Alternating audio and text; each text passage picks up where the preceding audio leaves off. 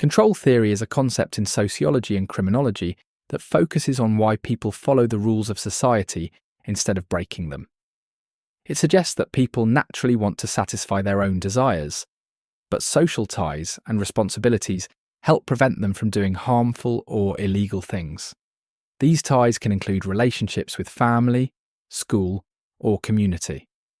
According to control theory, when these bonds are strong, people are more likely to behave in ways that follow the rules because they don't want to damage those connections. When these bonds are weak or broken, people might be more likely to act in ways that are harmful or illegal. Control theory grew out of ideas developed in the mid-20th century, especially as sociologists tried to understand what kept people from committing crimes. The most well-known version of the theory was developed by Travis Hershey in 1969, who explained that 4 main elements — attachment, commitment, involvement, and belief — help keep people connected to society. These 4 elements are sometimes called the social bond and form the core of Hershey's version of control theory. While earlier sociologists had explored ideas about social control, Hershey made the theory more specific and helped it become a major perspective in the study of crime and behaviour. Now let's look at some examples. A student who has a close relationship with their parents, gets good grades and is involved in sports may be less likely to steal or skip school. Their connection to family, school, and teammates gives them reasons to follow the rules.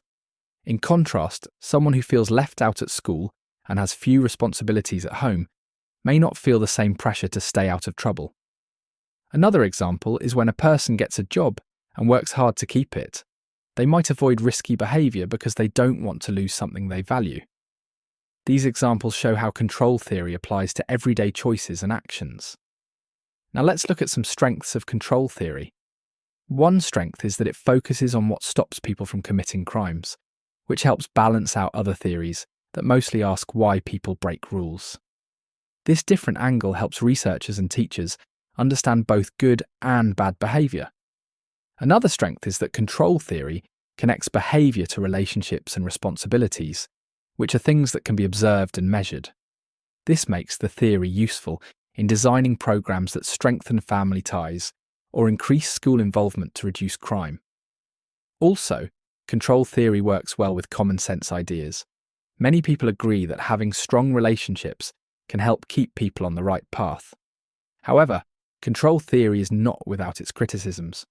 One weakness is that it doesn't explain why people with strong social bonds sometimes still commit crimes. For example, someone with a good job and a loving family might still make harmful choices, which suggests that strong bonds are not always enough to prevent bad behaviour. Another criticism is that control theory doesn't say much about why social bonds become weak in the first place.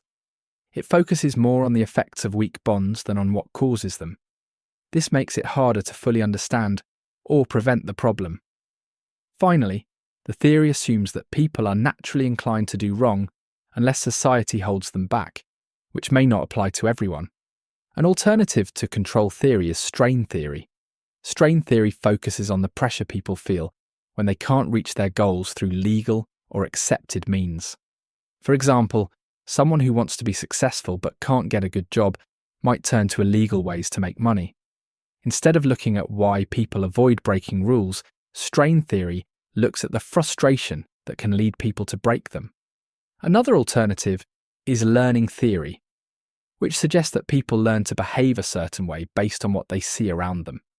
If someone grows up in an environment where others often break rules, they might copy that behaviour. These other theories offer different views on why people act the way they do.